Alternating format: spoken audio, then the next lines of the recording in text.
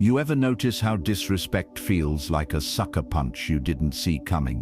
1 minute you're chilling, the next, boom. Someone throws shade at you, and you're standing there wondering, do I clap back, do I walk away, or do I just laugh like a fool? Let me tell you this, disrespect is one of life's ultimate tests. It reveals who you are, not who they are. And today, I'm breaking down things you should never do when someone disrespects you. Some of these will sting, some will sound controversial, but all of them will hit you with the truth. By the way, if you enjoy deep, thought-provoking insights on Stoicism, self-improvement, and navigating life with wisdom, you'll love my free newsletter. Every Sunday, I share powerful lessons, controversial truths, and practical strategies to help you level up, all for free. Want to join? Sign up using the link below and start receiving value-packed content straight to your inbox every week. And if you're a brand looking to sponsor my content and reach a highly engaged audience, feel free to reach out via my email in the description. Let's create something impactful together. 1. Don't assume they'll change. Here's the raw truth that's going to sting a bit. People don't really change. At least, not in the way you're secretly hoping for. You see, when someone disrespects you, it's not a slip of the tongue. It's not just their mood. And it's not because Mercury is in retrograde. It's because that's who they are. They're showing you their wiring, their core programming. And if you think waiting around for them to wake up one day and realize your worth is a strategy, then congratulations, you've just signed up for the longest unpaid internship in disappointment. Now, let's make this controversial. Society feeds us this fluffy Hallmark card nonsense that people can change. And yes, people can change. When they're motivated, when they feel pain, when life throws them face first into a wall and forces them to rebuild. But here's the catch. People don't change because you want them to. They don't change because you lecture, beg, pray, or post inspirational quotes on your Instagram story. They only change when they decide their old ways aren't serving them anymore. Until then, you're basically just waiting for rain in the Sahara. I learned this lesson the hard way. Back in my 20s, I had a friend, we'll call him Mike, who loved disrespecting me in subtle ways. You know the type, backhanded compliments, joking about my goals, calling me delusional for dreaming big. The first few times, I thought, maybe he's just playing around, maybe he'll mature. I gave him chances. I thought if I just proved myself, he'd eventually respect me. Years later, guess what? He didn't change. If anything, he doubled down. Why? Because I trained him to think it was acceptable. By assuming he'd change, I became an unpaid clown in his circus. Here's why this matters. Disrespect is not random. It's habitual. It's how someone's brain is wired to interact with you. If a person sees you as beneath them, they will keep seeing you that way until they do the hard internal work to rewire that perception. And spoiler alert, most people aren't doing that work. They're too busy binge-watching Netflix and convincing themselves they're already perfect. So what do? You stop assuming. You start believing the evidence in front of your face instead of the fantasy in your head. When someone disrespects you, don't think, one day they'll realize how good I am. That's a Disney movie plot, not real life. Instead, think, they just revealed their true character, and my job isn't to fix it. My job is to decide whether I tolerate it. And here's the deep male perspective. As men, we often get stuck in the fixer role. We think, if I just work harder, provide more, prove myself enough, she'll respect me. My friends will respect me. My family will respect me. But here's the bombshell: respect doesn't come from proving, it comes from presence. You don't negotiate respect by over-delivering. You command it by refusing to stay where it's absent. Let me give you a relatable example. Have you ever had a partner who constantly disrespected you? Maybe they mocked your ambitions, compared you to other people, or dismissed your feelings. And deep down, you stayed because you thought, if I just love them harder, if I just keep being patient, they'll change. Fast forward, you wasted years waiting for something that never came. The truth, they didn't change because they didn't want to. And that's not on you, that's on them. Here's how you apply this lesson. Observe, don't excuse. When someone shows you disrespect, treat it as data, not an accident. Set boundaries, not hopes. Don't hope, they'll stop. Say what you tolerate and what you won't. Act fast. The longer you wait, the more they think disrespect is your love language. The deep message here is this: respect is the baseline for every relationship. Friends, family, partners, co-workers. If someone can't give you that, don't wait for them to become better. You're not a rehab center for toxic people. Stop assuming they'll change, because while you're waiting, your self-respect is dying a slow death. I'll wrap this with one final thought. Change is rare, but self-respect is non-negotiable. Every time you assume someone will change, you gamble with your dignity. And dignity isn't something you bet, it's something you protect. 2. Don't keep giving them chances. Let me tell you a truth that might feel like a punch in the gut. When you keep giving someone chances after they've disrespected you, you're not being merciful, you're being irresponsible with your dignity. People love to romanticize second chances. We're told, everyone deserves another shot. And sure, everyone deserves forgiveness. But not everyone deserves access to you again. That's the difference nobody wants to admit. Here's the controversial bit. Every time you give someone another chance after they've proven who they are, you're teaching them how to treat you. Think about it.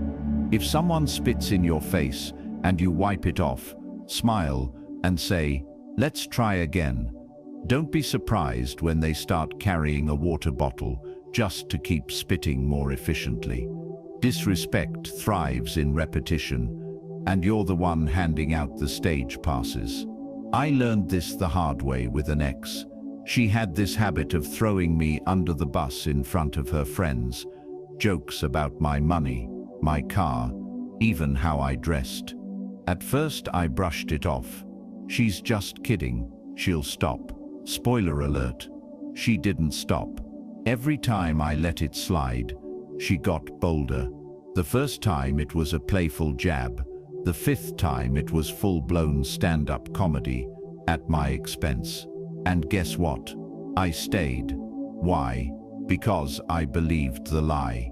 If I keep giving her chances, she'll see how patient and loving I am, and she'll change. Wrong. All she saw was that my backbone was on permanent vacation. This is why people repeat disrespect, not because they're evil masterminds, but because we make it too easy.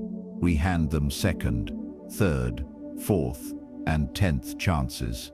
And before we know it, we're trapped in a cycle of humiliation disguised as loyalty. And society even applauds us for it. Wow, you're so forgiving, you're so strong. No, sometimes you're not strong. Sometimes you're just scared of being alone. Now, let me lighten the mood. Imagine if life worked like this everywhere. You order food, the waiter slaps you instead of bringing your meal. You say, "Oh, it's fine. Maybe next time he'll get it right." Next week, same slap. You'd be an idiot to keep eating there, right? But when it comes to relationships, friendships, even family, we suddenly think endless chances equal virtue. No, it equals voluntary suffering. So how do you apply this? Audit the pattern. If someone disrespects you once, that's an incident. Twice, that's a warning. Thrice, that's a habit. Stop at 3. Don't let it become tradition. Detach loyalty from self-worth. A lot of men confuse loyalty with identity. If I give up on him, her, I'm weak. No, you're weak if you let disrespect keep writing your story. Draw your exit line in advance. Decide before the storm how much you'll tolerate. That way, emotions don't trick you into extending discounts on your dignity. And here's the male perspective that stings. As men, we often stay too long because we want to be the rock. We think, if I keep forgiving, if I keep holding steady, they'll eventually realize I'm the best thing they've got. Hate to break it to you, but being someone's punching bag doesn't make you a rock. It makes you a mattress, comfortable, reliable, and taken for granted until they want a new one. Here's my deep message. Every chance you give someone isn't just another shot for them. It's another withdrawal from your own self-respect. Eventually, your dignity account runs dry, and all you're left with is resentment. People rarely learn gratitude from repeated forgiveness. They learn entitlement. They start thinking, no matter what I do, he'll stay. That's not love, that's leverage.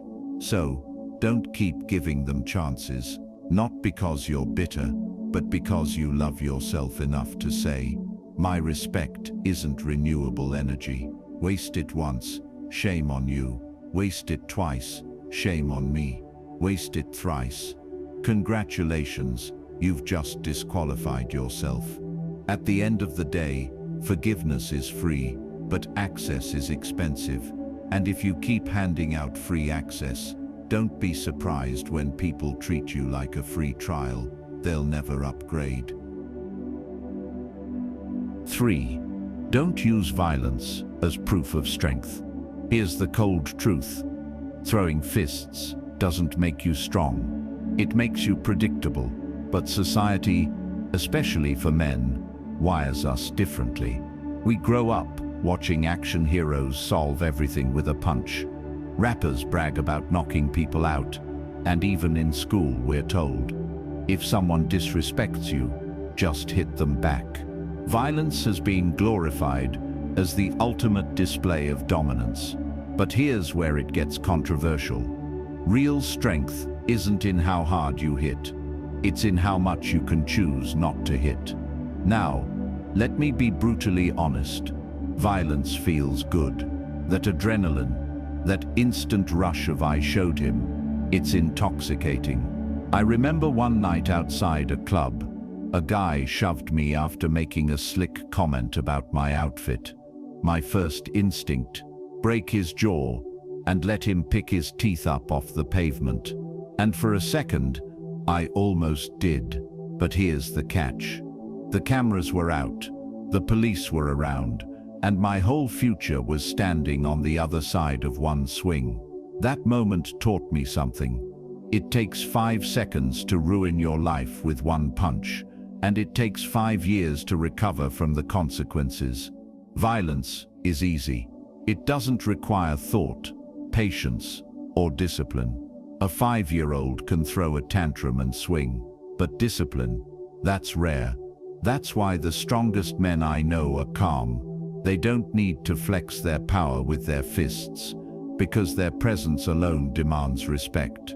Here's the male perspective. We don't like to admit, a lot of us equate violence with manhood because it's tangible. If I hit you, you feel it. If I control myself, nobody claps, nobody cheers. It looks like weakness. But the truth is flipped. The guy who can't control his fists is a slave to his emotions, while the guy who stays calm under disrespect is the one truly in charge. Strength is control, not chaos. Let me give you a relatable story. I once worked with a guy who constantly disrespected me in meetings. He'd interrupt, crack jokes, even roll his eyes while I spoke.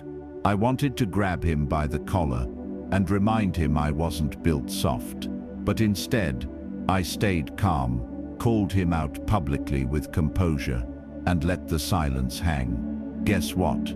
The room respected me more for staying in control than they ever would have if I flipped the table. Violence might have satisfied me in the moment, but composure built my reputation long term. So why is it so? Because violence is reactionary. It proves you lost control. Anyone can react. Dogs bark when provoked.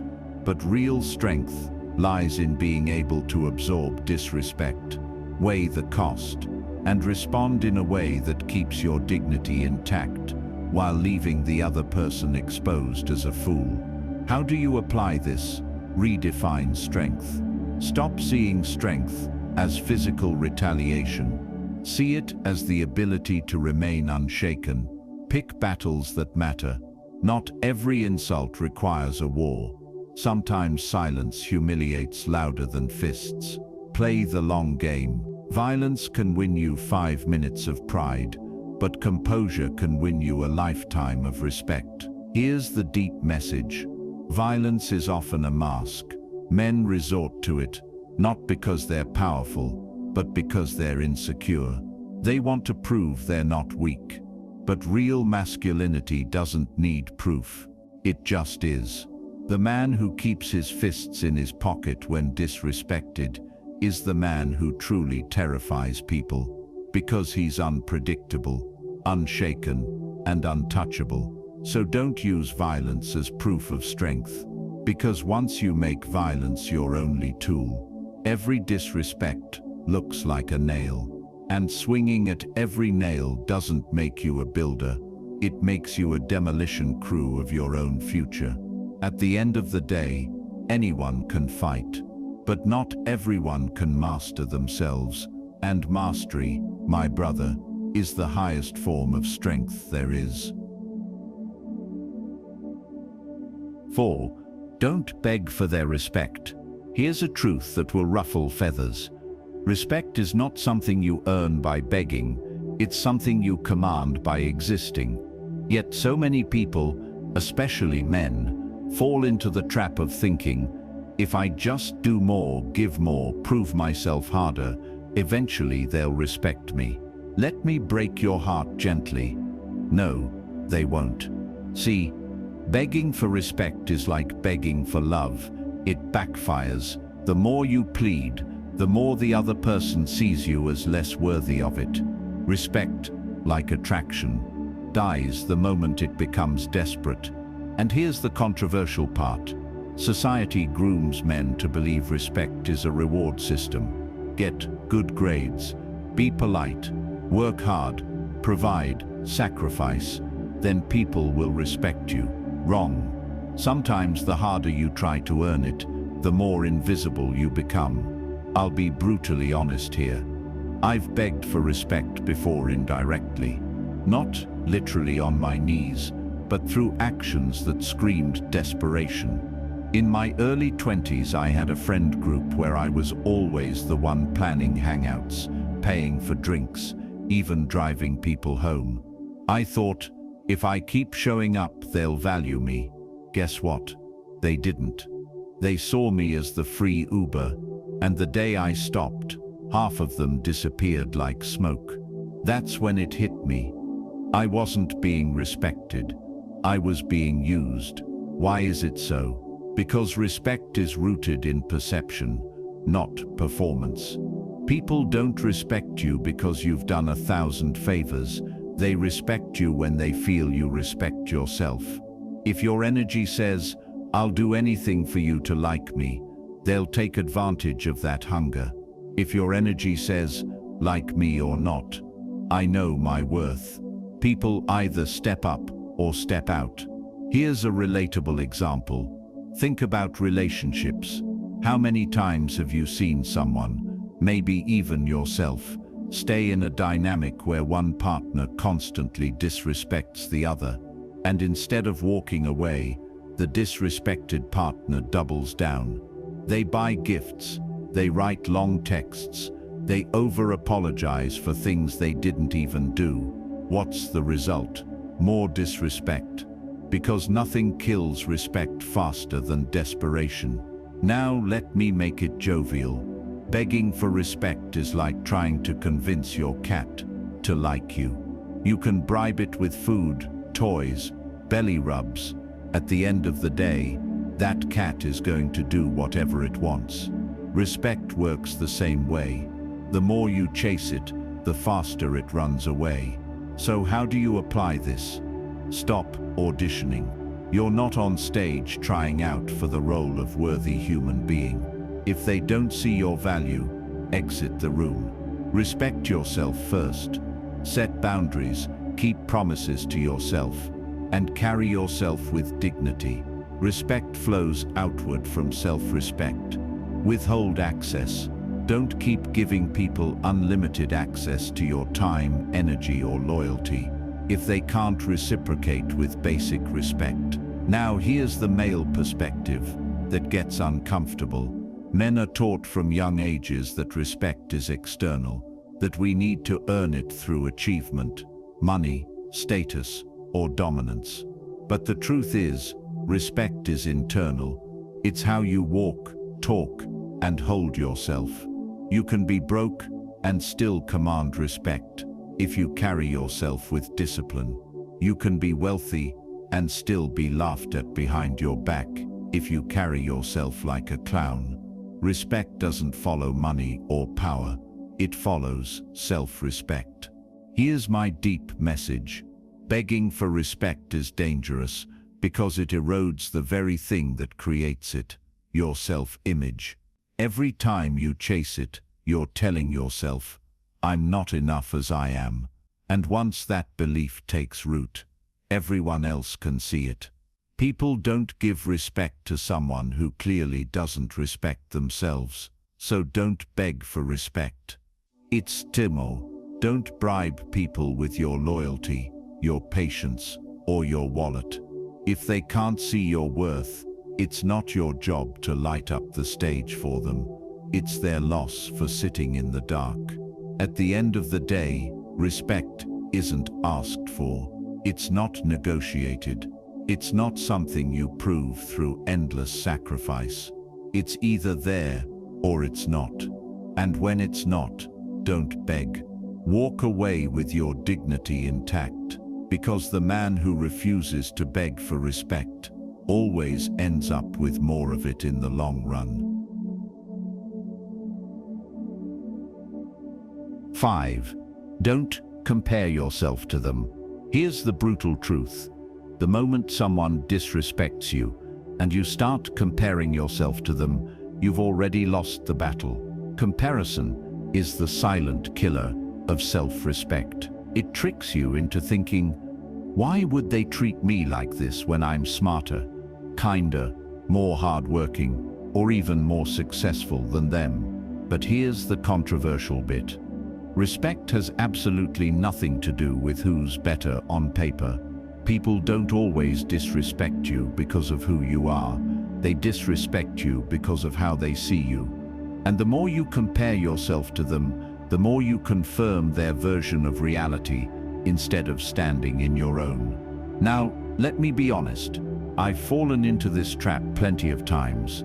Back in university, I had this guy, let's call him Chris, who constantly made little digs at me about my clothes, about how I spoke, about my dreams of starting a business.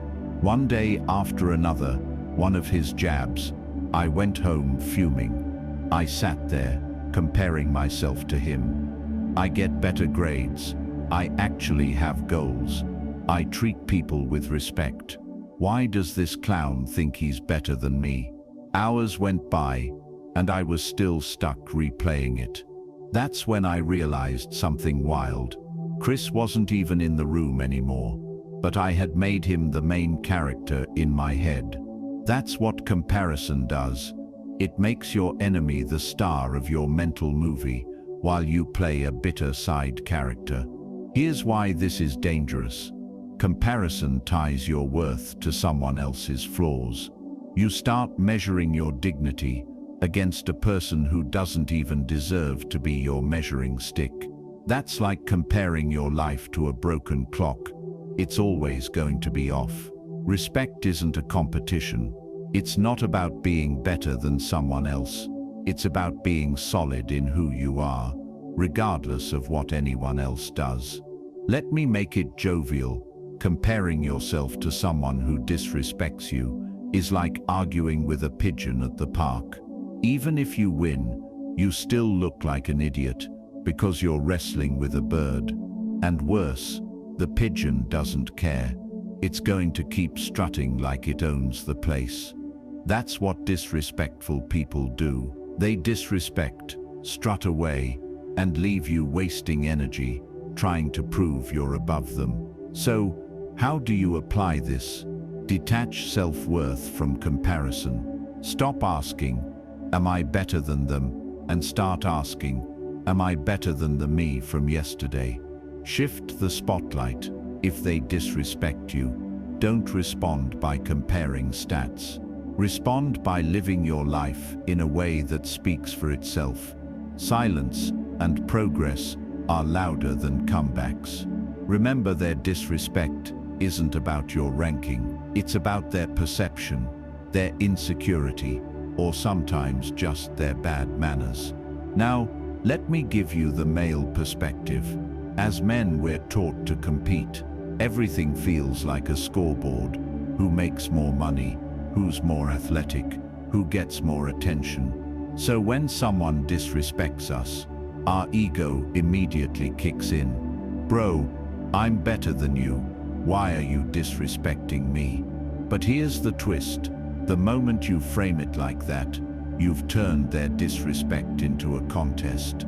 And once you're competing for validation against someone beneath you, you've already stepped off your throne to wrestle in the mud. Here's my deep message.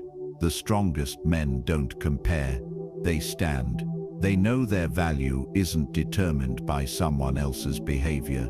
If you start measuring yourself against people who disrespect you, you shrink yourself to their level. Instead, the real flex is indifference. You're too focused on building your life to even notice the comparison trap. That's how you reclaim power. So don't compare yourself to them, because at the end of the day, comparison is just disguised insecurity. And the man who knows his worth doesn't need to compare. He just keeps moving forward. And nothing silences disrespect faster than unstoppable progress. At the end of the day, disrespect is unavoidable. People will test you, mock you, push your buttons, and sometimes treat you like you don't matter. But here's the key. What destroys you isn't the disrespect itself. It's how you respond to it. The weak man reacts. The insecure man begs. The angry man fights. But the strong man, he observes, he decides, and he moves with dignity. You don't have to keep giving chances. You don't have to beg for their respect. You don't have to compare yourself to people who don't even deserve a seat at your table. And you definitely don't have to prove your strength with violence. Your power isn't in proving, it's in refusing. Refusing to let disrespect rewrite your value. And trust me, I get it. I've messed this up plenty of times myself. I've begged for respect. I've compared myself to clowns. I've almost thrown punches that would have ruined my future. But every mistake taught me this. Self-respect isn't negotiable. The world treats you how you treat yourself. So if you want to stop disrespect, stop disrespecting yourself by tolerating it. Now, if you enjoyed this breakdown, and you want more raw, controversial, and brutally honest insights like this, don't just click off. Hit that like button. Drop a comment with the most disrespectful thing you've ever had to deal with, and make sure to subscribe so you don't miss the next one. And hey, if you love deep, thought-provoking lessons on stoicism, self-improvement, and navigating life with wisdom, I've got a free newsletter just for you. Every Sunday, I share powerful lessons, controversial truths, and strategies to help you level up, all free straight to your inbox. The link's below, don't miss it. Until next time, respect yourself first, because if you don't, no one else will.